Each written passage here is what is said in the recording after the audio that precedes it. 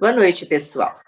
Estamos aqui mais uma vez com muita alegria, com saudade de todos vocês e vamos continuando com as nossas palestras online. Os nossos palestrantes costumam ser aqueles que a gente convida lá para o NEAL, que vocês conhecem, e alguns são diferentes, são pessoas que vêm de fora, sempre trazendo ou procurando trazer bom ânimo para todos nós, esperança e, por que não, alegria, consolo, informações sobre a doutrina, ensinamentos sobre o Evangelho. Então, nesta noite, nós vamos trazer o nosso convidado, é José Rodrigues, conhecido como Passarinho. Vocês todos conhecem como Passarinho. E ele vai falar sobre: será que vai dar certo? Eu acho maravilhoso o tema, porque nós temos certeza que vai. Vamos ver o que ele fala. Aproveitem. Boa noite, obrigada. Olá pessoal, eu sou José Rodrigues Passarinho, é um prazer estar aqui com vocês agora aqui no YouTube do NEAL. Saudades lá do NEAL, hein, do salão, não estamos com saudade? Vocês não estão com saudade? Eu tô. O NEAL, para quem não conhece, o Núcleo Espírita Aldeia de Luz, fica em Aldeia da Serra, que é numa serra, evidentemente, perto aqui de São Paulo, 35 quilômetros da capital. Quando a gente conseguir de novo se organizar para ficar junto ou encontrar a cura e conseguir ficar junto de novo, e a gente vai conseguir, apareçam por lá. É uma casa espírita muito gostosa de se frequentar, de se participar. Essa época aí a gente está sentindo aquele friozinho para entrar, mas só lá fora está frio, porque a hora que você entra, você recebe o calor das pessoas que organizam aquele centro, que tomam conta daquele centro, que dirigem e que fazem os trabalhos. É um calor muito grande, é muito gostoso participar daquela casa. Encontro vocês lá na hora que acabar esse nosso isolamento aqui social. Mas nosso tema hoje não é esse, o nosso tema é: será que vai dar tudo certo? E por que eu propus esse tema? Porque eu lembrei de uma história muito interessante que aconteceu comigo. Eu frequentei durante muitos anos um centro espírita aqui no Itaim, e lá tinha um trabalho mediúnico de tratamento médico. Era espiritual, não tinha toque, não tinha cirurgia, não tinha isso, era espiritual. Então tinha passes especiais, tinha água fluidificada, acho que ainda tem inclusive. E eu frequentei muito tempo esse trabalho dentro lá do grupo que organizava o trabalho. Foi no início aí do meu trabalho na casa espírita. Então eu ajudava, fazia fichas, conversava com algumas pessoas.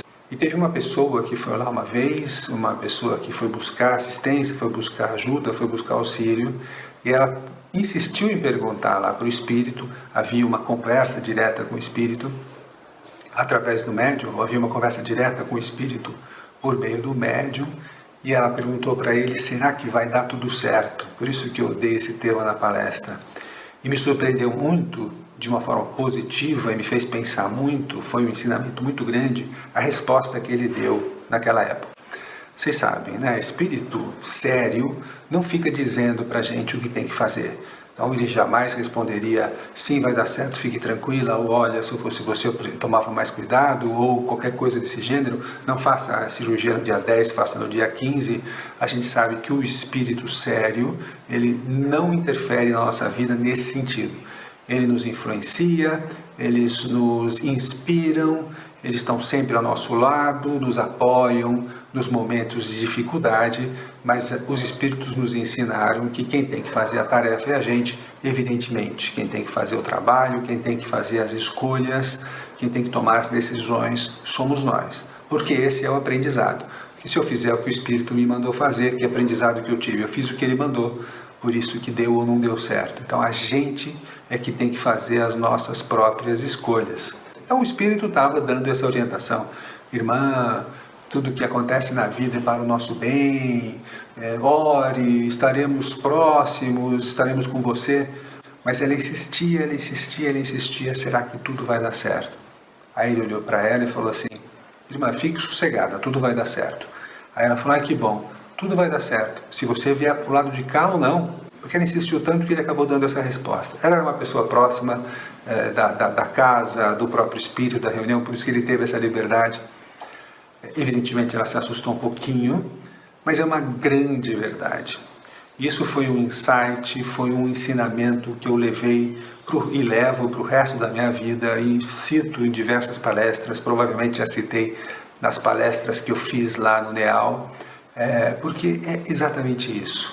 Vai dar certo, é claro que vai dar certo. Aconteça o que acontecer, vai dar certo. Seja o que for que vai acontecer, vai dar certo. Tanto que a gente fala, não é? Deus escreve certo por linhas tortas, não é nem Deus escreve certo por linhas erradas, é Deus escreve certo por linhas tortas.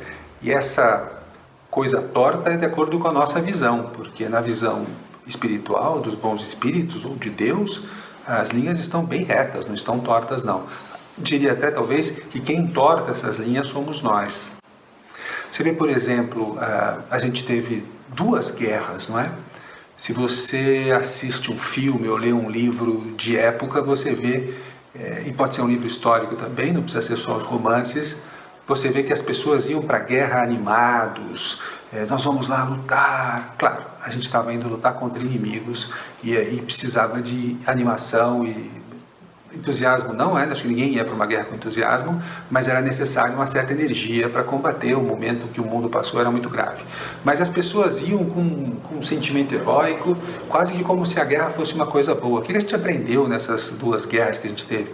Muita coisa. E uma delas foi que não tem nada de bom numa guerra. Tanto que a gente evita, né, os povos, as nações evitam a todo custo ter uma próxima guerra. Todo mundo achava que ia ter uma terceira guerra, que isso ia acontecer de novo, mas todos os povos evitam, porque sabem que isso é trágico, que isso é terrível. Aliás, evitam guerras. Algumas regiões ainda não, algumas regiões ainda são bastante conflituosas aqui no nosso planeta, ainda a gente tem essa situação por diversos motivos, mas a gente sabe que isso não leva a lugar nenhum. E os povos que provocaram e que sofreram essa guerra foi terrível, não é? O que a Alemanha fez e o que a Alemanha passou foi muito grave, né, para o mundo e também para o país. E como é que está a Alemanha hoje? Fantástica, grande, tecnologicamente evoluída, um povo extremamente evoluído, ajudando ali toda a Europa, com uma força muito grande econômica, quer dizer, se recuperou.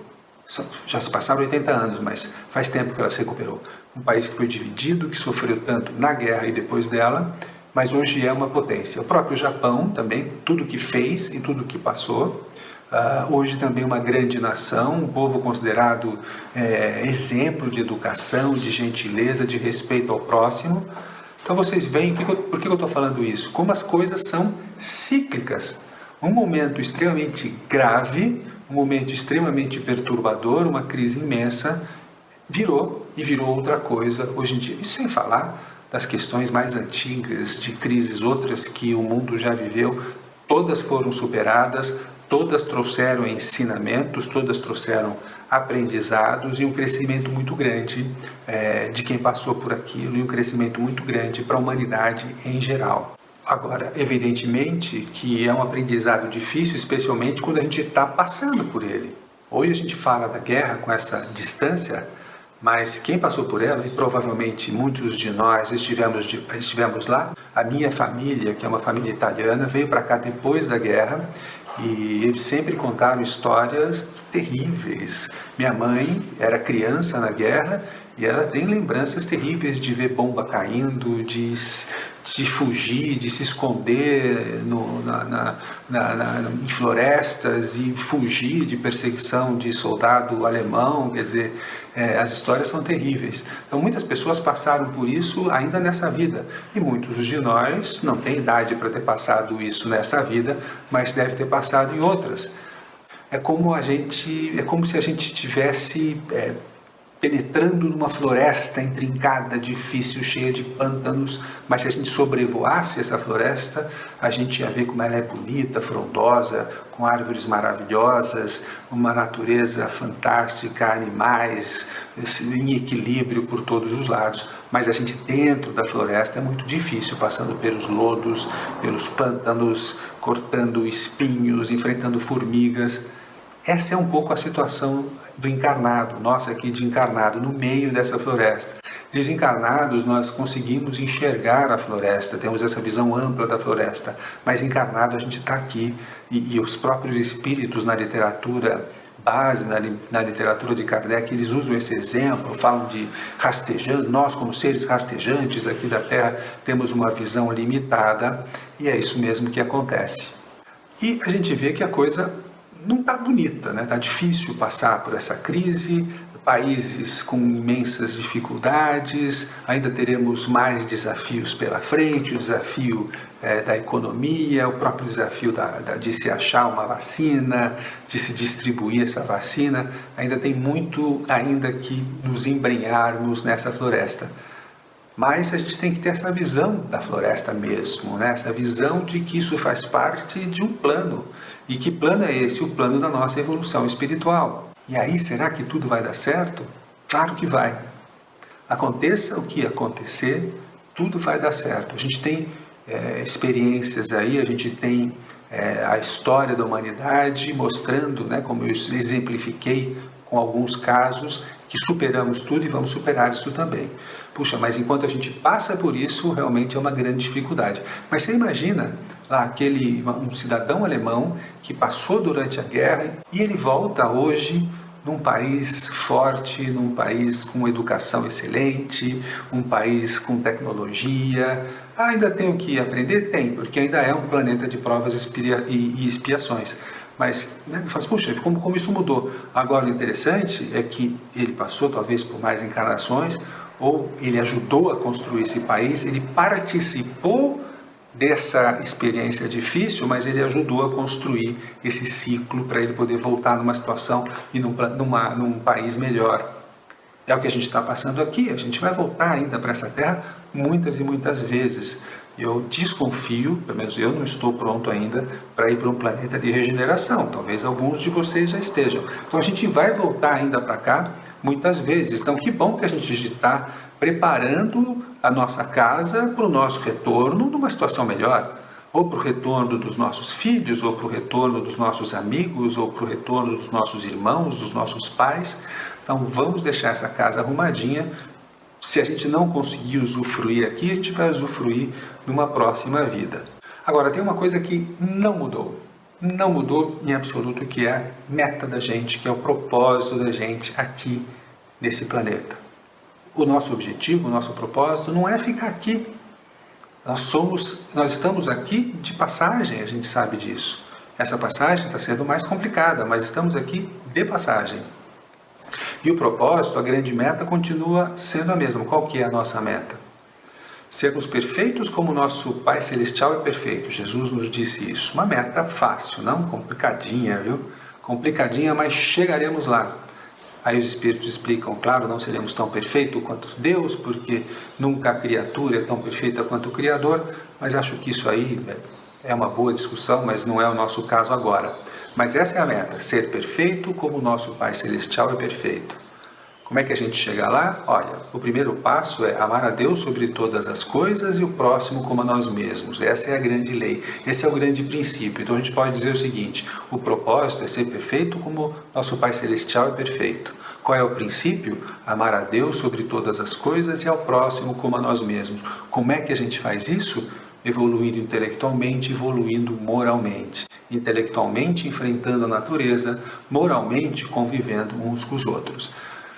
O que acontece? Nos dizem os espíritos, por meio de Kardec, lá na Gênese, que de vez em quando eles aceleram esse processo, porque se ficar na mesma toada, a gente acaba ficando numa zona de conforto e a gente vai evoluindo muito devagar. Então, de vez em quando, eles aceleram esse processo com alguma crise importante que envolva aí a humanidade toda. Então, são os momentos que a Terra passa por dificuldades muito grandes. Isso nada mais é do que um acelerador, né, do ponto de vista educacional, nada mais é do ponto de vista educacional do espírito, como um acelerador do processo. E para pensar um pouquinho o que você já passou nesse processo de isolamento social e o quanto você já aprendeu com isso, ou o quanto já refletiu com isso. Eu tenho experiências nesse processo aqui muito fortes, que me levaram a reflexões muito profundas, que me levaram a um autoconhecimento que eu não gostei, um autoconhecimento que talvez levasse mais tempo para ver, mas eu me vi em situações, eu vi coisas, eu vi espelhos que eu não gostei, mas que serviu para eu olhar e falar assim, cara, ainda tem que mudar isso aqui, ainda preciso melhorar isso aqui. E só pude ver esses espelhos que eu não gostei pelos processos acelerados que esse isolamento social pôde me trazer. Então, se você pensar um pouco, você vai ver o quanto tem de dicas, de aprendizados, de experiências, de espelhos ou de oportunidades de trabalho que a gente tem nesse processo que a gente está passando. Eu consigo realmente identificar uma aceleração muito grande, inclusive da própria civilização. O que a gente está vendo acontecer no país, o que a gente está vendo acontecer em outros países, os conflitos que isso tudo está gerando. Ai, que horror! Não é que horror. A gente precisa desses conflitos para chegar numa conclusão. Não digo consenso, porque eu não acredito em consenso, mas eu acredito que a gente vai chegar num vetor final, numa resultante, vai chegar numa conclusão que vai ser boa para todo mundo, ou que vai ser um grandíssimo aprendizado disso tudo. Esse é o nosso trabalho, esse é o nosso desafio. E tem outra coisa importante, a gente não caiu aqui à toa, a gente escolheu vir para cá, a gente planejou essa nossa vinda, desse momento de aceleração. Então, quem falou assim, vamos lá, quero ir agora porque eu quero acelerar o meu processo, fomos nós. Evidentemente, cada um está num pedaço dessa floresta, cada um tem um tipo de aprendizado, tem um tipo de experiência necessária. Alguns passarão por desafios muito grandes, já estão passando, a gente sabe disso. Alguns estão passando por momentos de reflexão importante, alguns estão passando apenas por sustos, e alguns não estão passando por muita coisa não. Pelo menos aparentemente, né? Porque como nos dizem os espíritos, será mesmo que alguém nessa terra passa por essa vida sem passar pelos momentos de provas e expiações? Não tem, senão não estaria aqui, a não ser que fosse missionário. E mesmo assim passa por provações muito grandes, é só pegar a biografia aí dos missionários que a gente conhece. Então a gente tem participação na escolha do momento que a gente vai nascer e na situação que a gente vai viver. A gente deve aproveitar. Por isso que lá no Evangelho tem uma lição belíssima que eu gosto muito, que diz o seguinte, o desânimo é uma falta. Quer dizer, o desânimo não é só uma questão assim, que pena ele está desanimado, é considerado uma falta. Vai cair um pouco, a gente vai desanimar, mas a gente tem que sair logo dessa situação. E diz mais, diz assim, que Deus nega consolo para aqueles que não são fortes para aguentar as suas provas. Por quê? Porque as provas não são mais fortes do que a gente pode carregar, nunca, porque a gente tem muito auxílio para passar por elas e porque a gente participou da escolha por elas. Então, assim, eu me inscrevo ali num exame para melhorar de vida, para mexer na minha evolução profissional, e depois eu fico reclamando que a prova é difícil. Quer dizer, nós escolhemos essa situação, estamos passando por ela. Então essa lição do Evangelho é belíssima quando diz, vou repetir, o desânimo é uma falta e Deus nega consolo para aquele que não é forte para passar por essas provas, porque nós somos corresponsáveis, primeiro pela necessidade de passar pela prova, né? Ninguém passa por aquilo que não tenha provocado ou que não precise, e segundo, pela nossa própria escolha de passar por essa dificuldade, de passar por esses desafios. Puxa, então quem está sofrendo mais tem mais erro, tem menos erro. Não façam essa correlação porque ela não é verdadeira. Eu posso simplesmente pedir um desafio maior porque eu estou com mais coragem e com mais pressa, vamos dizer assim, de evoluir. Eu falo, pode me dar um desafio maior que eu quero resolver nessa vida. E se eu estiver em condições de fazer isso, porque às vezes a gente se empolga, né, e pede mais do que consegue, e de novo, Deus não coloca peso mais forte do que a gente pode carregar, os próprios espíritos encarregados ali do nosso planejamento reencarnatório vão dizer, calma, que aí você exagerou.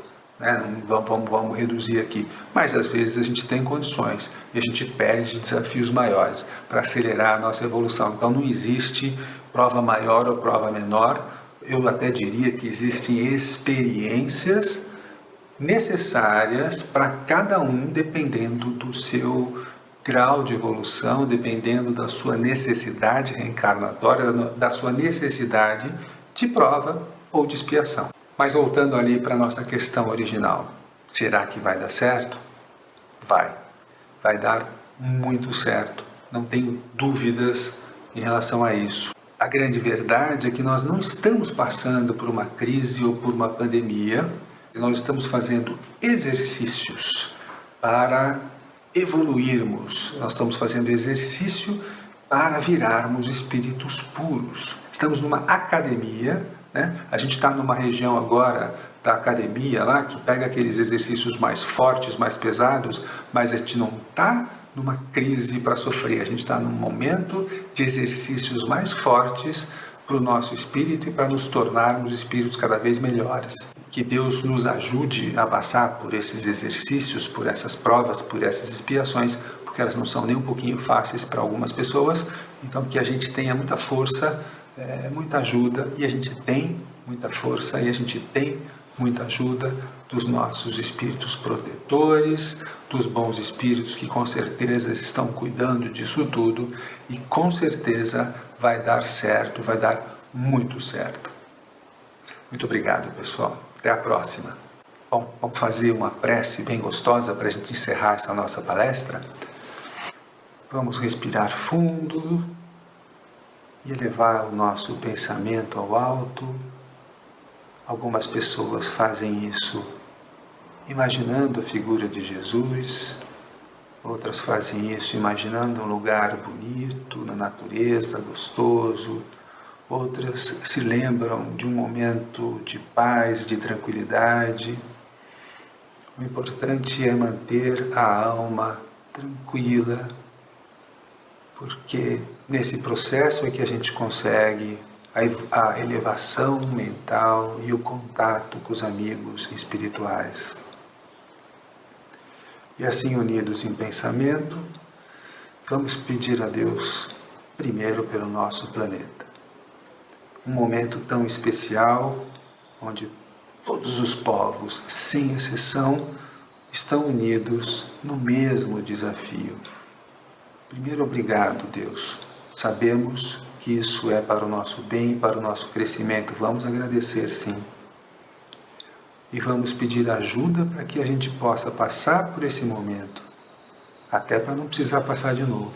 Que a gente aprenda, que a gente cresça, que a gente traga aqui para esse planeta um pouco mais do seu reino, né? Como diz a oração, venha a nós o vosso reino, que a gente consiga trazer para esse nosso planeta um pouco mais do seu reino, no aprendizado que a gente tem que ter nesse momento. Vamos pedir aí pela classe científica, pelos cientistas que estão buscando curas, que estão buscando vacinas, que haja uma integração planetária muito grande entre eles e também com os bons espíritos, muita sintonia com os bons espíritos, que sabem a cura, que sabem como se faz essa vacina, mas essa tarefa é nossa, esse aprendizado é nosso, e eles estão ali inspirando a classe médica, a classe científica, para que por nosso merecimento a gente alcance essa cura e essa vacina. Vamos orar para os nossos irmãos médicos, enfermeiros que estão ali no olho desse furacão. O nosso agradecimento pelo seu trabalho, pela sua dedicação, e que eles possam ter toda a proteção possível, toda a força moral, espiritual e até do corpo físico para enfrentar essa batalha tão dura. Vamos vibrar pelo nosso país, que está bastante conturbado ali, sem se preocupar quem tem razão, quem não tem razão, porque o que importa agora é ter unidade, é ter integração, é ter integridade e ter uma visão para que a gente saia dessa crise, que a gente possa ter a proteção das pessoas que estão doentes e que a gente se livre desse vírus o mais rápido possível. E vamos pedir por nós, pelos nossos lares. Vamos ali imaginar cada um, a sua casa, o seu lar, todos os cômodos, em volta, para que seja um lugar iluminado, protegido, tanto fisicamente quanto espiritualmente. Vamos pedir a cada um de nós, da nossa família, que tenhamos coragem, força, fé para enfrentarmos nossos desafios, os novos que essa situação nova traz e os de sempre, porque eles não acabaram e continuam aí com a gente. Que a gente tenha muita força, muita fé, muita perseverança e muito aprendizado. Vamos agradecer aos bons espíritos, toda a ajuda que a gente sempre recebe. E vamos terminar de um jeito que eu sempre gosto de terminar as preces, que é cada um de nós lembrando uma situação boa que passou hoje, que passou ontem, enfim, uma, duas, quantas conseguir lembrar, mas pelo menos uma situação boa, para a gente terminar positivo, agradecido, feliz por termos conseguido, e por mais desafiante que seja a nossa vida, a gente tem diversos momentos de gratidão, não é verdade? Então vamos encerrar com esse pensamento íntimo, cada um de nós, de gratidão.